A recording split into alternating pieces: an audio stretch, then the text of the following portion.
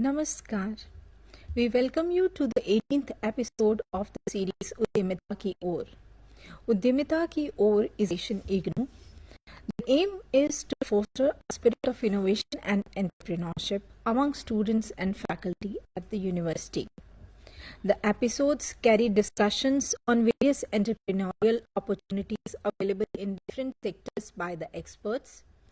Each episode provides information about the existing innovation and startup in a particular area, the entrepreneurial opportunities which are available, and the funding resources which a student can avail of, including allied biological sciences, poultry sector, waste management, food processing, healthcare, tourism sector, environmental sciences, urban planning and development, geographical sciences, biochemistry, and e-commerce. In today's session, Sir in the School of Management Studies at the Indira Gandhi National Open University, New Delhi. He has more than 35 years of industry and teaching experience in the area. He is presently an expert in various areas such as finance, accounts, fintech with Professor Khatri has many research contributions, and plus Dr. O.P. Sharma, Director NCIT IGNOU.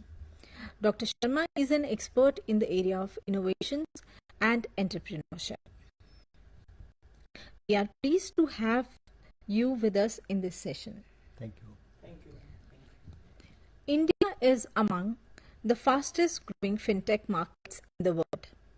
This is attributed to rapid growth in terms of internet access, smartphone and e-commerce penetration due to advancements in technology. From pioneering the Unified Payments Interface, that is UPI, that has transformed digital payments, to landmark innovations like paperless lending, mobile banking, secure payment gateways, mobile wallets, and other such concepts are already shaping a new and digitized India. Fintech, as the name suggests, is the amalgamation of finance and technology. It can be termed as usage of technology to disrupt the financial industry and to improve customer services.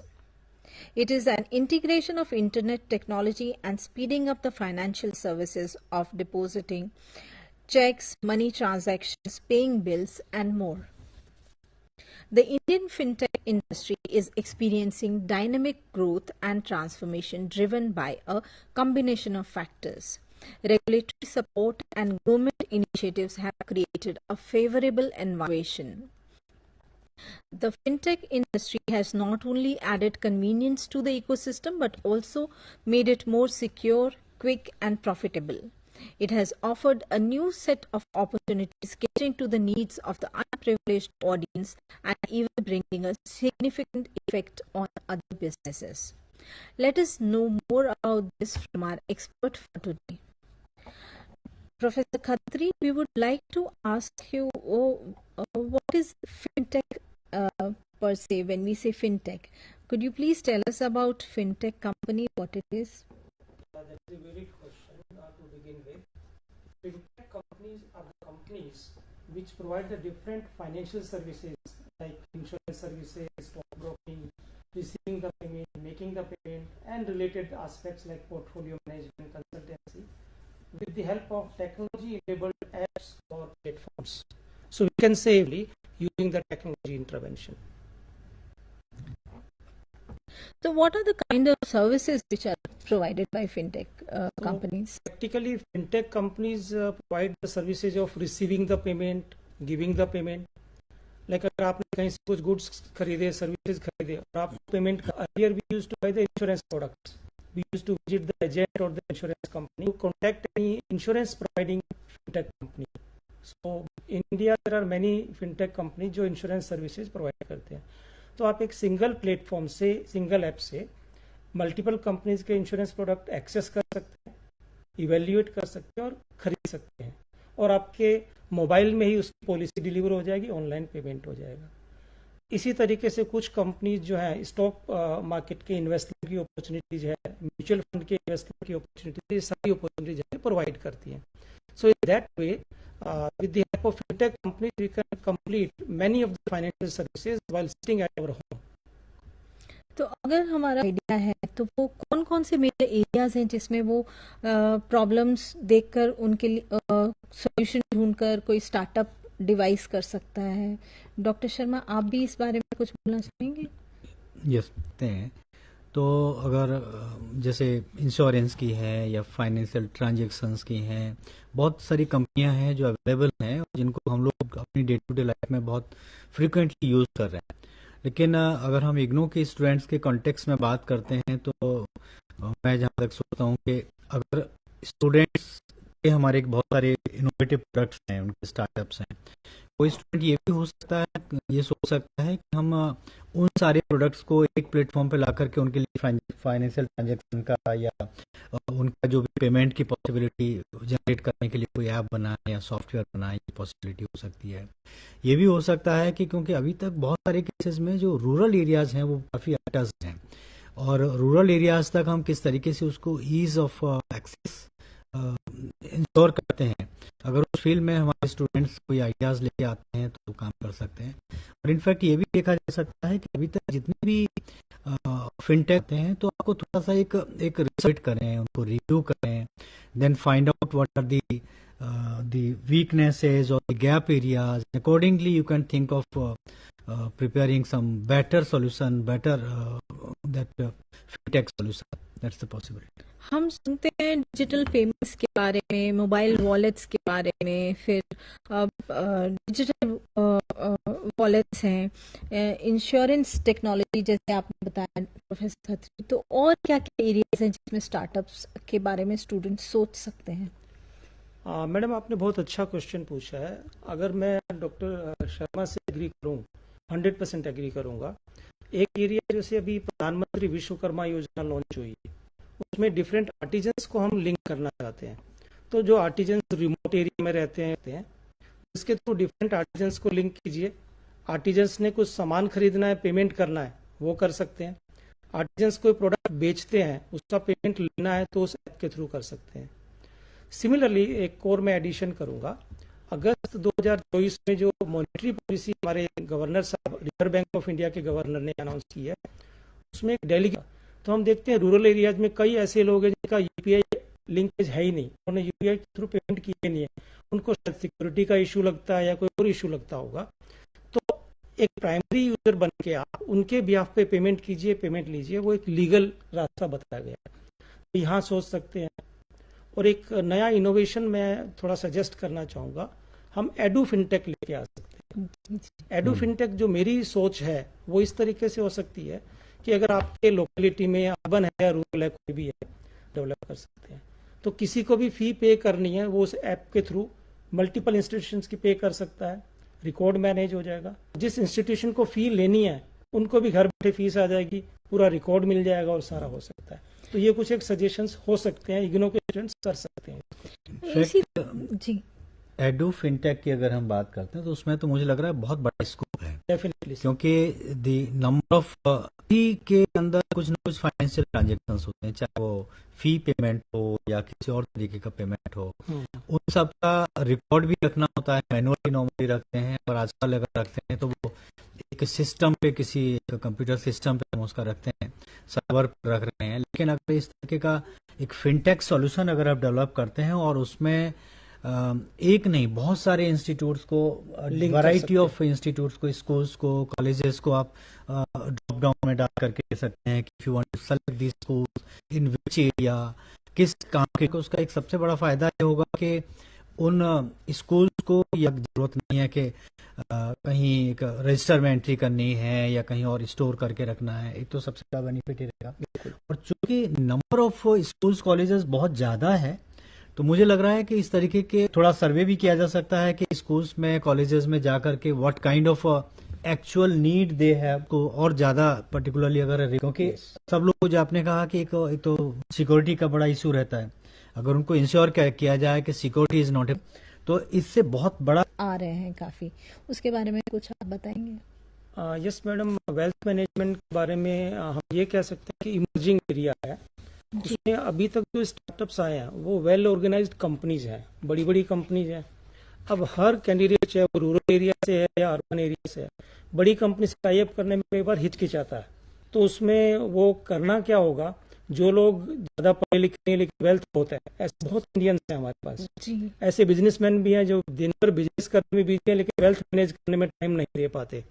तो उस case में practically क्या होगा कि आप अगर एक research करते हैं और एक ऐप डेवलप कर लीजिए रिसर्च करने के बाद, एंड बहुत अच्छा स्कोप है आपको लोगों को टैप करने का, जिसमें आप उनके वेल्थ मैनेजमेंट के सॉल्यूशंस बताएंगे कि कहाँ मार्केट है। मैं ये अपने एक्सपीरियंस के हिसाब से कर सकता हूँ। बाकी ऐप को लॉन्च करने से पहले एक सर्वे जरूर कीजिएगा, जैसे शर्मा सर ने बताया, क्योंकि सर्वे के बिना कोई भी बिजनेस लॉन्च करना, ऐप लॉन्च करना अप्रोप्रिएट नहीं रहता। हम और एरियाज के बारे में भी बात करते हैं, अपॉर्चुनिटीज के बारे में, लेकिन उससे पहले हम एक चीज और जानना चाहेंगे कि जब भी कोई बिजनेसमैन और इंडिविजुअल को हम देखते हैं तो वो रोल आ जाता है बीच में, किसी भी बिजनेस में या कहीं भी आप ट्रांजैक्शन देखिए जहाँ पे भी कमर्शियल ट्रांजैक्शन होता है। डेफिनेटली मैडम, मैं थोड़ा इलेबोरेट करना चाहूंगा। जी। सपोज मैं एक वेंडर हूँ, मैंने प्रोडक्ट बेचे, सर्विसेज बेचे, अब मुझे पेमेंट रिसीव करना है। आज की तारीख में इंडिया में 32 बैंक्स हैं, 17 पेमेंट बैंक्स हैं, 45 फॉरेन बैंक्स हैं और इसी तरीके के कोऑपरेटिव बैंक्स भी हैं, रूरल बैंक्स भी हैं। अब एक मर्चेंट के लिए या वेंडर के लिए it is difficult to have a tie up with all these banks and create a platform for that. And if he creates it, it will be very costly affair. So what in this case the role of fintech company will come. Fintech company आप Bharat bill pay ले सकते हैं जो government of India का है, रुपए का intervention ले सकते हैं। So you get registered with the Bharat Bill Pay. Now Bharat Bill Pay has linkage with all these banks and payment banks. So that merchant needs to enroll only with the Bharat Bill Pay. Rest of the linkage with the financial institution or the bank will be done by the Bharat Bill Pay. And once this merchant or vendor is linked with a page or web portal or something like that, and it is very easy and less costly. So it saves time and it is very convenient. Convenient for the merchant. But otherwise, if a merchant thinks that I'll tie up with all these banking institutions, it will be a costly affair and time-consuming affair. हाँ, वो business नहीं कर पाएंगे, वो ये regulations. So he can focus his energy and money only on developing his business. Financial affairs are managed by the payment aggregator. Yes, मैं यही पूछना चाह रही थी कि आपने पेमेंट एग्रीगेटर का नाम लिया, तो आप प्लीज उसके बारे में बताइए, और पेमेंट गेटवे भी। So payment gateway is simply that will provide you a platform just to check out the payment. Like different banks have the payment gateway, HDFC Bank, SBI, ICICI Bank. That is simply linked for the purpose of debit card and credit card. If a vendor takes the services of payment aggregator, that means the payment aggregator has a license with much big fee. Once a vendor or businessman does that, he can accept the payment from any of the banks. Like if his account is with one bank, let us say X bank, and his customers are payment aggregator will collect the payment from all those 50 banks and pass it on to the vendor by charging a nominal fee. And whereas benefit is that payment aggregator will provide him the routine reports कि कितना payment कहाँ से आया, कितना कहाँ से देना, कितना दिया और कितना कहाँ से लिया. So very convenient for the vendors also to hire the services और to use the services through fintech company of payment aggregators. Fintech companies को जब हम समझने की कोशिश करते हैं, उनके बारे में और जानना चाहें, तो एक चीज और है कि वो ट्रेडिशनल जो फाइनेंसिंग, हमारे फाइनेंशियल जो इंस्टीट्यूशंस हैं, उससे कैसे डिफर करती है, क्या डिफरेंस रहता है?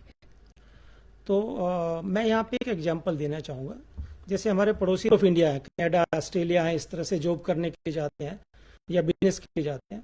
अब वो वहाँ से रेमिटेंस जब भेजते हैं, अगर आप रेमिटेंस बैंक के थ्रू भेजोगे तो एक तो उसमें टाइम ज़्यादा लगता है। मैं बैंक्स के अगेंस्ट नहीं हूँ, बैंक्स के थ्रू सिर्फ 101% रहता है, थोड़ा चार्जेज भी ज़्यादा है। एज कम्पेयर टू दैट आप आरबीआई की एक नई सिस्टम है MTSS, तो उसमें अगर कोई एंटिटी रजिस्टर्ड है फॉरेन रेमिटेंसेस के इनवर्ड पेमेंट के लिए, तो अगर आप अपना पेमेंट उनके थ्रू मंगवाते हैं, वो लेस कॉस्टली है, स्पीडी है, तो उसमें प्रैक्टिकली क्या होगा कि एक तो एसेस नहीं है, केवाईसी नॉर्म्स वेरी इजी है, प्राइवेट सर्विस प्रोवाइडर होने की वजह से वो आपके डोर स्टेप पे आके सर्विस भी प्रोवाइड करते हैं।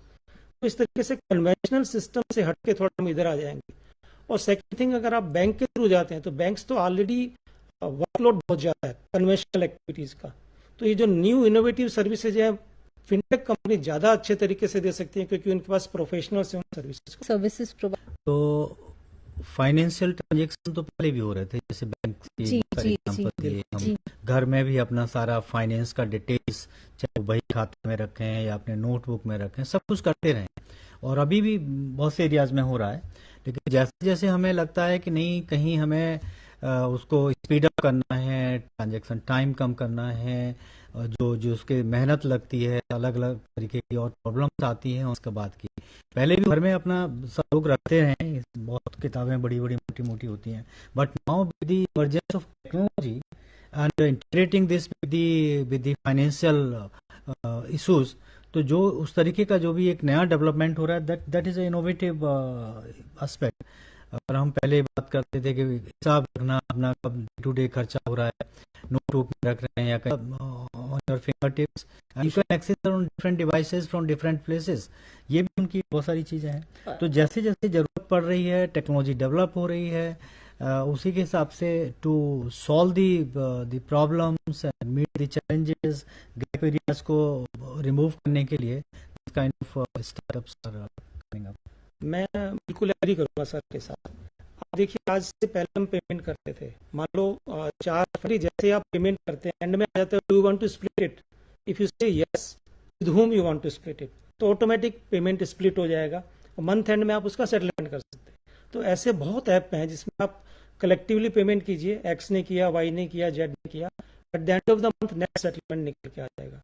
आज से पहले उसी को पेन पेपर करते थे, जो भैया था आपने बताया। एक चीज और है कि इस तरीके के एप्स में कि अगर मंथ एंड रिपोर्ट किसी ने कितना दिया, net payment can be settle हो जनरेटेड, तो ये I think this is a good example of innovation in fintech. हाँ, तो हमारे स्टूडेंट्स ऐसा कुछ ऐप लॉन्च कर सकते हैं जिसके थ्रू रूरल एरिया में मान लो 4 किसान हैं या छोटे छोटे शॉपकीपर्स हैं, MSME को हम बहुत प्रमोट कर रहे हैं, micro level organisation like females हैं, तो टारगेट हमारा आर्टिजन्स है, फीमेल्स पे भी है, तो वो हिसाब करने में थोड़ा कमजोर है। मैं ये नहीं कह रहा कि बाकी चीजों में कमजोर है, तो हिसाब करने में कमजोर, तो वो ऐप उनकी हेल्प कर देगा। जरूरत है ऐसा कोई नीड आइडेंटिफाई करने की, कोई प्रॉब्लम एरिया आइडेंटिफाई करने की, और उसके लिए एक अच्छा बेहतर सॉल्यूशन डिवाइस करने की, एक सॉल्यूशन निकाल कर लाएं तो वो जिसकी डिमांड हो मार्केट में।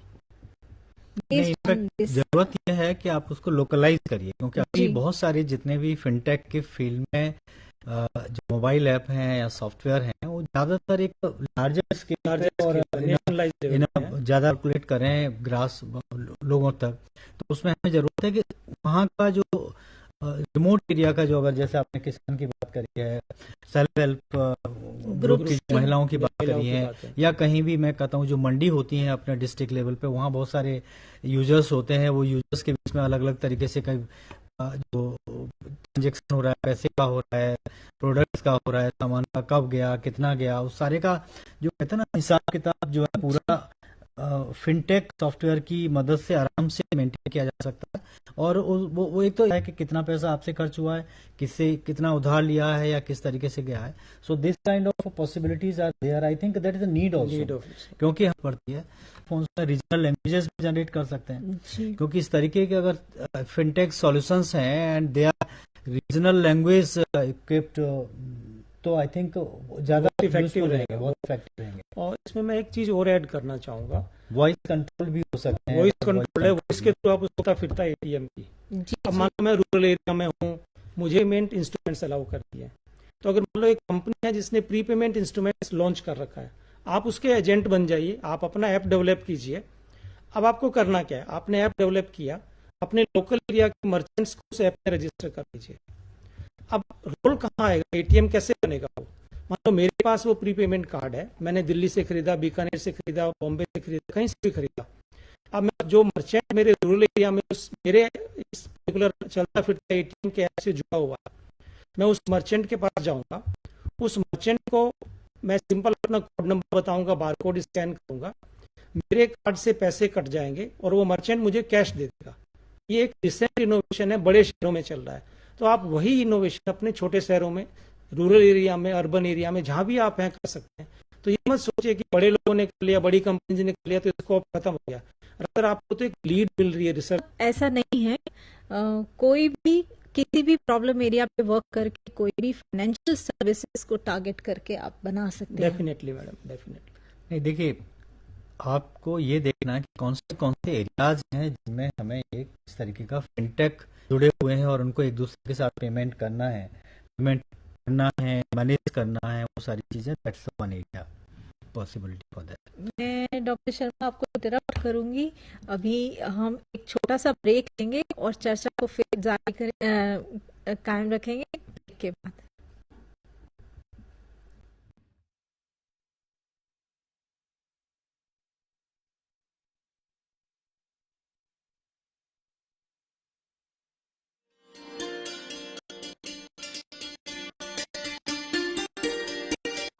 In the digital revolution time, education is one of the priority. All needs, from filing through computer, through mobile, through laptop. IGNOU is offering various programs through online mode. One such program is MA in Journalism and Mass Communication. This program is offered to learning management system. You can customize, make it convenient, and this is the standardized international standards for online education being incorporated in MAJMC online program. It has the following focus area: news writing, news editing for newspaper and magazines, online journalism and broadcast journalism, media ethics and generated by renowned Indian academics. You will learn the nuances of communication with Indian examples. This particular program is 2 years in duration and it has 16 courses. After the 16 courses, 12 are theory and 4 are practical drawing.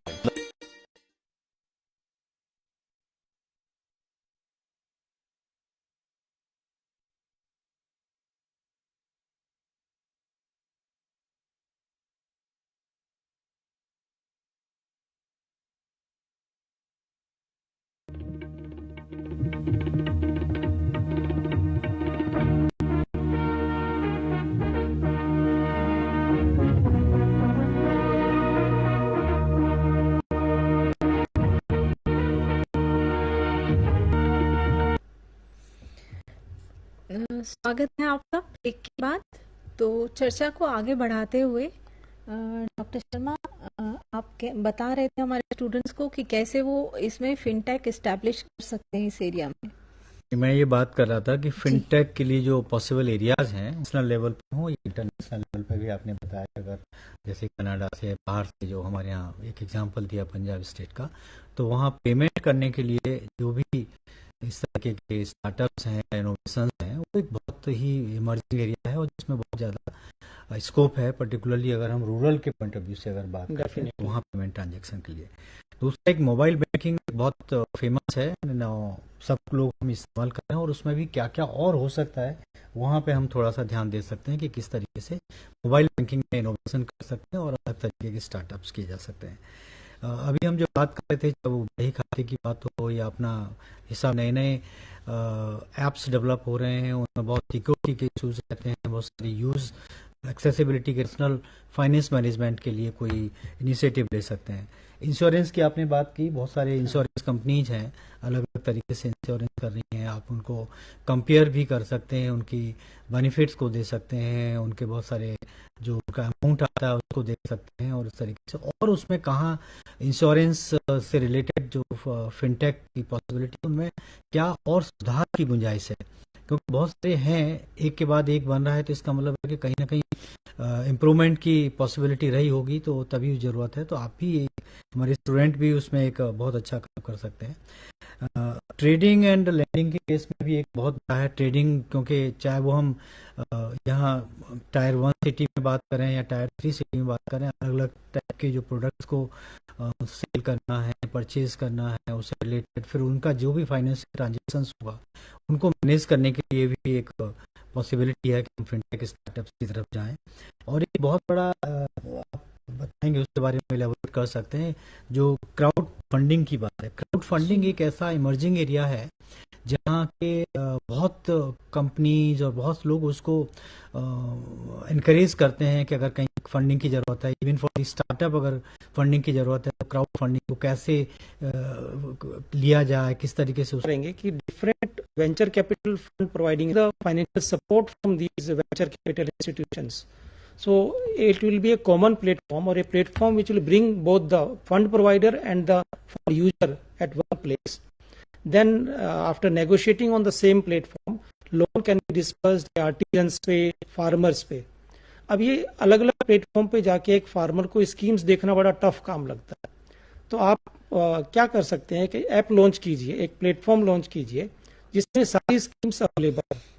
Farmer उस app पे enrol होगा, scheme को evaluate करेगा, अपनी eligibility के हिसाब से apply करेगा और डायरेक्ट बेनिफिट उसके बैंक अकाउंट में. टफ काम नहीं है, क्योंकि गवर्नमेंट तो आजकल फिनटेक स्टार्टअप्स को प्रमोट कर रही है. इजी लोन भी देती है, टेक्निकल सपोर्ट भी देती है, कंसल्टेंसी सपोर्ट भी देती है. ओनली एक आपको स्टेप उठाना है इस स्टार्टअप को लगाने के लिए. इसमें एक और जो मैं पॉसिबिलिटी सोच रहा हूँ फिनटेक स्टार्टअप्स में, क्योंकि जितने भी अदर स्टार्टअप्स हैं या एंटरप्रेन्योर्स हैं, बिजनेस हैं, हम बेसिकली उनकी ईज ऑफ यूज के पॉइंट ऑफ व्यू से इस तरीके के अगर मोबाइल ऐप या सॉफ्टवेयर डेवलप करते हैं जहाँ प्रॉपर्ली आपका फाइनेंस बजट जो है मैनेज हो सकते हैं, तो उसमें एक और काम हो रहा है.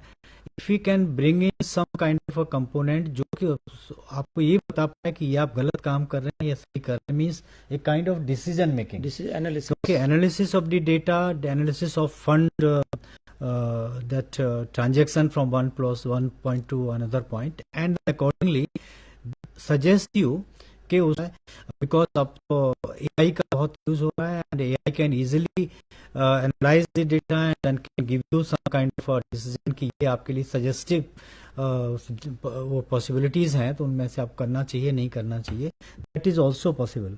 और वो तो हम जो एग्जिस्टिंग हमारे जितने भी फिनटेक स्टार्टअप्स हैं, we can think of that kind of scope in those. वो ये डेटा एनालिसिस प्रोवाइड करते हैं कि आपने एक पर्टिकुलर मंथ में कहाँ इन्वेस्ट किया. जैसे अगर किसी इन्वेस्टमेंट कंसल्टेंट के ऐप की बात करूं तो वो हमें बताता है कि मेरे टोटल कॉर्पस में से मैंने इक्विटी में कितना. एक ऐप डेवलप कीजिए, वो ऐप एक फैसिलिटेशन देगा यूजर को कि उसने इस मंथ में कहाँ कितना खर्च किया, कहाँ कितना सेव किया, और उसको एक अलर्ट मिलेगा कि एक पर्टिकुलर मंथ में वो अपने खर्च को कंट्रोल कर सकता है, इन्वेस्टमेंट को मैनेज कर सकता है. आप उसमें एक फैसिलिटी और भी दे सकते हैं कि फ्यूचर के लिए कैलकुलेशन करके लिए. सपोज एक फार्मर है या कोई छोटा बिजनेसमैन है, 1000 रुपीज पर मंथ जमा करता है, तो आने वाले कुछ सालों के बाद, 5 साल या 10 साल या 15 साल के बाद उसका कॉर्पस कितना हो जाएगा, दैट मीन्स उसका प्रिंसिपल अमाउंट कितना जमा होगा और इंटरेस्ट कितना होगा. और साथ में आप कंपैरिजन दीजिए कि डिफरेंट स्कीम्स को कैसे कंपेयर करके वो बेटर इन्वेस्टमेंट मैनेजमेंट कर सकता है. तो ये आप इस एरिया में भी सोच सकते हैं. एग्रीकल्चर के एरिया में कुछ फिनटेक का स्कोप है? डेफिनेटली. जैसे मैंने अभी थोड़ी देर पहले ही सजेशन दिया था कि हम अगर एक ऐप ले आते हैं, एक प्लेटफॉर्म ले आते हैं जिसमें जितनी भी गवर्नमेंट की स्कीम्स हैं उनको एनरोल कर दें, उनकी लिस्टिंग दे दें, एलिजिबिलिटी क्राइटेरिया दे दें, बेनिफिट्स दे दें, एंड फिर उसके बाद एक फार्मर उस पर एनरोल होगा, वो देखेगा कौन सी स्कीम मेरे लिए बेटर है, कब मुझे इस स्कीम में अप्लाई करना है, और अपनी एलिजिबिलिटी के हिसाब से उसमें वो लोन अवेल करेगा या कोई फंडिंग जमा कराएगा या कुछ कंसल्टेंसी लेगा. तो वन स्टॉप सोल्यूशन पॉइंट है वो आपको आइडेंटिफाई करना पड़ेगा, क्योंकि फिनटेक स्टार्टअप्स बहुत सारे हैं अभी आपको ये देखने की जरूरत है कि उन स्टार्टअप्स में कहाँ पर क्या हमारा वीक पॉइंट है, गैप एरिया है, या ऐसी कौन सी चीज है जो कि पर्टिकुलर एक ग्रुप की नीड को मीट नहीं कर रहा है। तो अगर हम वो आइडेंटिफाई करके फिर हम पहले डिसाइड करें कि मुझे एग्जैक्टली क्या चीज, क्या इस तरीके का एक प्रोडक्ट या सर्विस डेवलप करनी है। जब आपका इस तरीके का प्रॉब्लम आइडेंटिफिकेशन होता है, देन यू थिंक ऑफ कि अब उसका पॉसिबल सॉल्यूशन क्या है, what how will you go ahead. आपको एक सॉफ्टवेयर डेवलप करना है, उसके साथ में उसको सपोर्ट मोबाइल ऐप भी डेवलप करना हो सकता है, क्योंकि जब हम एक सॉफ्टवेयर होगा तो वो एक लैपटॉप या कंप्यूटर से यूज होगा। अगर मोबाइल है तो उसकी एक्सेसिबिलिटी, यूजेबिलिटी बढ़ जाती है। तो आपको मोबाइल ऐप डेवलप करने के लिए भी है। Then you have to think कि उसको अगर मैं इस तरीके का बना लेता हूँ तो उसका customers can not be used, मेरी लैंग्वेज में नहीं है, या मैं उसको मोबाइल को मार्केट रिसर्च कहते हैं, तो वो एक बहुत इंपॉर्टेंट एस्पेक्ट है। देन कहीं आपको नेक्स्ट स्टेप होता है कि उसको डेवलप करने के लिए डेवलप करके उसको कुछ एक अपने कस्टमर ग्रुप में टेस्ट जरूर करना चाहिए, बिकॉज आपके दिमाग में जो आ रहा है, you have developed that prototype और that service according to your idea. लेकिन जब उसको आप मार्केट में लेके जाते हैं, यूजर कितना यूजफुल है वो, क्या उनके वाकई उनको कहीं मदद कर रहा है उनके फाइनेंशियल मैनेजमेंट में, तो अगर वो ठीक है तो नहीं, अगर नहीं ठीक है तो you will take their feedback and improvise it and further develop it. फिर उसके बाद में आप उसको एक बड़े लेवल पे कहीं एक प्रॉपर लॉन्च करते हैं। देन लॉन्च करने के बाद में आप देखिए, उसकी पब्लिसिटी करिए, लोगों तक जाइए। आजकल तो डिजिटल मार्केटिंग का जमाना है, you can think of marketing product in a different way, different social media है अलग अलग तरीके से, और अच्छी चीज होती है तो people demand that, people like to use that, क्योंकि सबको जरूरत है कहीं ना कहीं फाइनेंशियल मैनेजमेंट।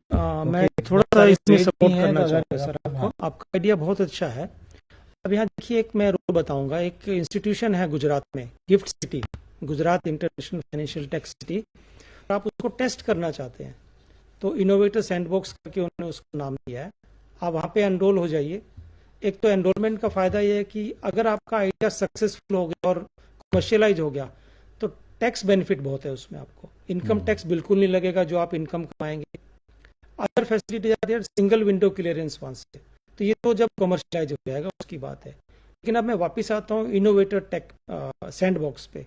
उसमें आपको करना क्या है, अगर आपका एक नया आइडिया है, उसकी पायलट टेस्टिंग करना चाहते हैं, तो इसे देखना चाहते हैं कि मार्केट उसको क्या रिस्पॉन्स देती है, तो आप कंट्रोल्ड एनवायरनमेंट में उसकी आप टेस्टिंग कीजिए। और उसकी गवर्नमेंट की तरफ से ग्रांट 75 लाख रुपए तक की ग्रांट भी मिलती है आपको। तो एक इतनी बड़ी ग्रांट आप अवेल कर सकते हैं। डिपेंडिंग ऑन द आइडिया आप अवेल कीजिए, फंडिंग अवेल कीजिए, बेनिफिट्स अवेल कीजिए, तो आप अपने आइडिया की पायलट टेस्टिंग वहां कर सकते हैं। तो गवर्नमेंट का देखो कितना बड़ा सपोर्ट है आपके लिए। ये तो आज की डेट में इनफैक्ट हमारी कंट्री का एक बहुत तरीके से डेवलप हुआ है। जिस तरीके से गवर्नमेंट सपोर्ट कर रही है, एनकरेज कर रही है, I think that's a very good step. और उसको देखते हुए तो अगर हम ये जिस तरीके के इनिशिएटिव्स ले रहे हैं स्टूडेंट्स को या किसी में, even at the national level also बहुत सारी फैसिलिटीज हैं and they are encouraging and supporting also. कई जगह फंडिंग भी सपोर्ट दी जाती है इस तरीके के इनिशिएटिव्स को, कि अगर आप फंड जरूरत है उसके हिसाब से सूटेबल फंड दे करके they encourage you.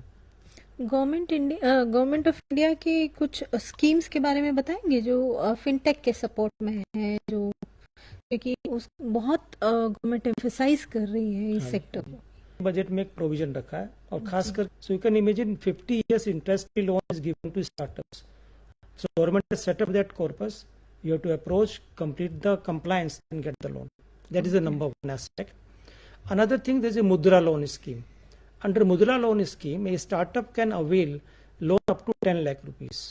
And if you take up the status of the current status of that Mudra scheme, which was launched way back 4 or 5 years ago, 9% have been sanctioned to women category. Female entrepreneurs के लिए कितना बड़ा promotion कर रही है भारत सरकार। And वो भी आप फर्दर कैटेगराइजेशन देखेंगे तो 51% loans have been given to marginalized group. So that is the one scheme. Another scheme of central government is that PRISM scheme, that is promotion of innovation in small and medium scale enterprises. If you testify any idea and launch an idea, a new project, so they will give you a subsidy or grant of equal to the 50% of the project cost. So in that way, Government of India is providing sufficient support, funding support, consultancy support and all that, tax benefits and all that. So you can avail all those schemes, and for that you have to approach the departments. And one more department I would like to highlight at this time, DPIIT, Department for Promotion of Industry and Internal Trade. So at present about 3,000 financial tech, fintechs which we say, are enrolled with DPIIT. अब आप पूछेंगे साहब DPIIT के enrolment का मुझे क्या फायदा होगा? So once you get enrolled there, as soon as you are eligible, it means for obtaining the legal different offices to offices, only one office at the DPIIT department will provide you all the sanctions, all the facilities. So in that way, government is supporting startups, especially in the fintech area.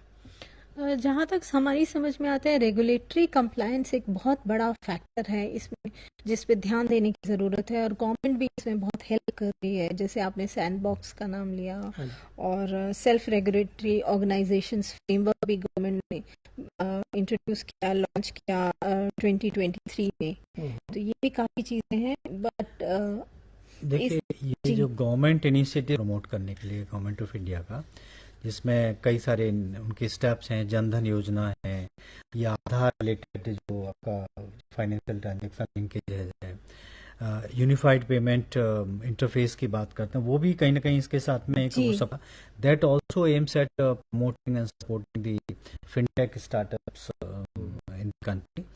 Regulatory sandbox की आपने बात करी, fintech repository है, एक इस तरह की concept है, and self regulatory organisation framework also has been created by RBI. इन सारी जो जितने भी इनिशिएटिव्स हैं, इनका एक ही उद्देश्य है कि फिनटेक रिलेटेड स्टार्टअप्स को इनकरेज करना, सपोर्ट करना, और नहीं फंस के रह जाए कि नहीं मुझे कब क्या करना है, किस तरीके से.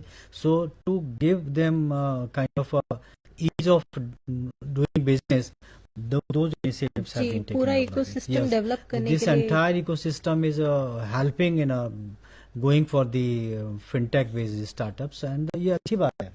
अगर कंट्री में इस तरीके के सपोर्ट सिस्टम है, जो इकोसिस्टम इस तरीके का, which is not only encouraging but supporting also, ऐसा तो that's I think good intent. Or the problem which you want to address, once that niche area has been identified, so first of all, the step number 1 is register yourself under Companies Act 2013, either as a private limited company, public limited company, or limited liability partnership. So once you obtain the registration, then further it will come, you have to go for the registration with the respective agencies. Like अगर आप banking services देना चाहते हैं, payment की services, तो RBI का registration जरूरी है.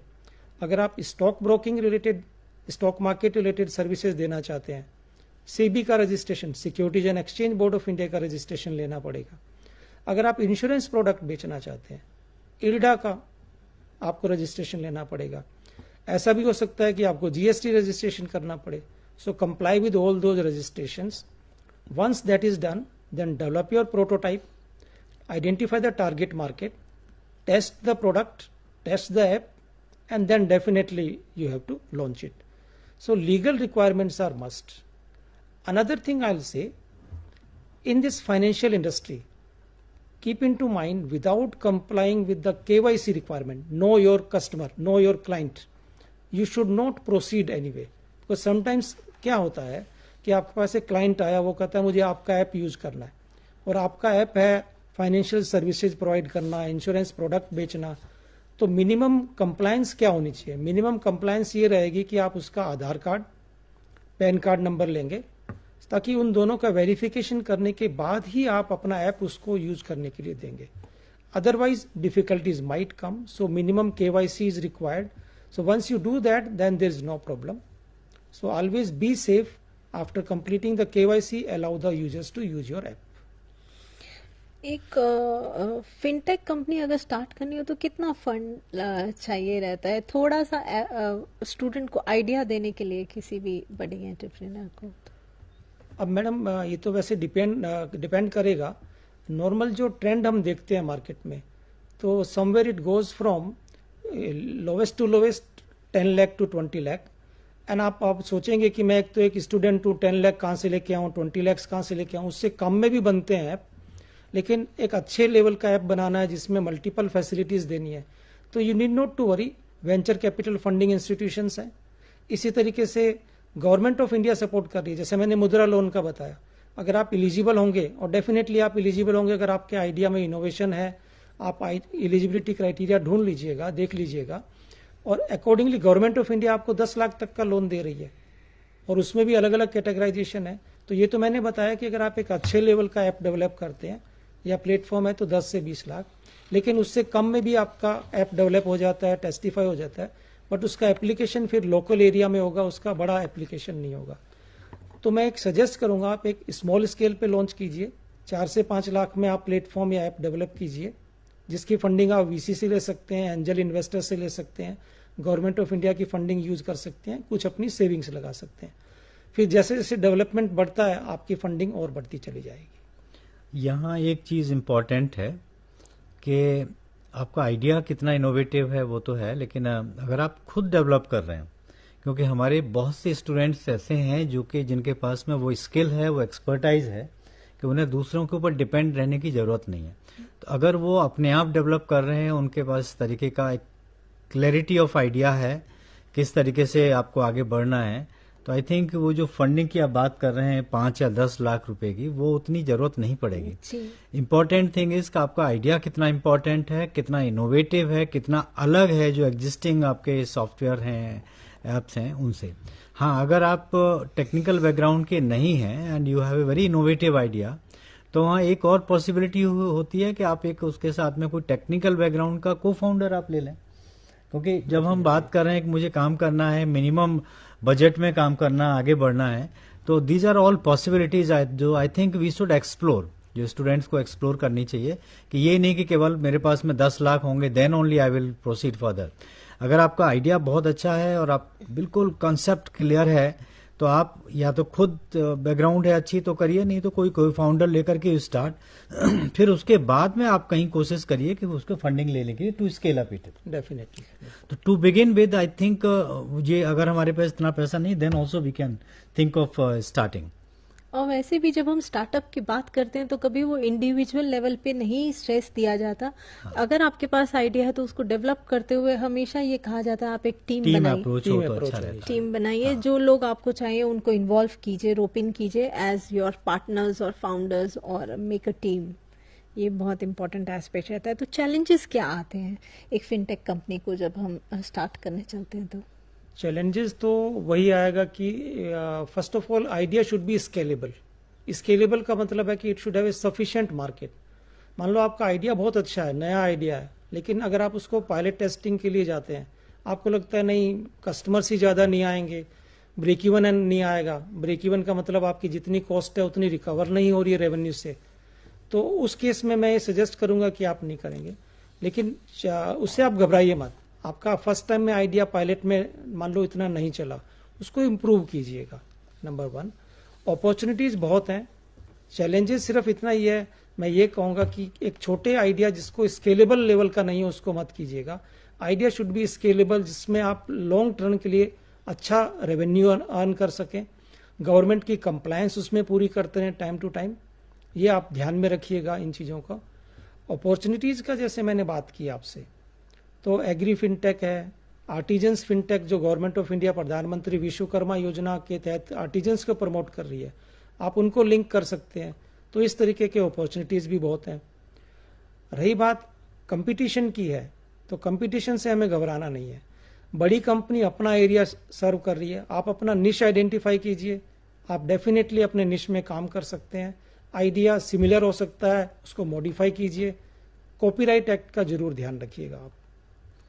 इसमें और जो चैलेंजेस हो सकते हैं जो अभी बात कर रहे थे हम, एक तो चूंकि आपको फाइनेंस से डील करना है, एक तो लीगल एस्पेक्ट्स बहुत इंपॉर्टेंट है जो आपको, क्योंकि बाकी स्टार्टअप्स की बजाय ये स्टार्टअप थोड़ा सा डिफरेंट है। हर जगह आपका फाइनेंस इन्वॉल्व है।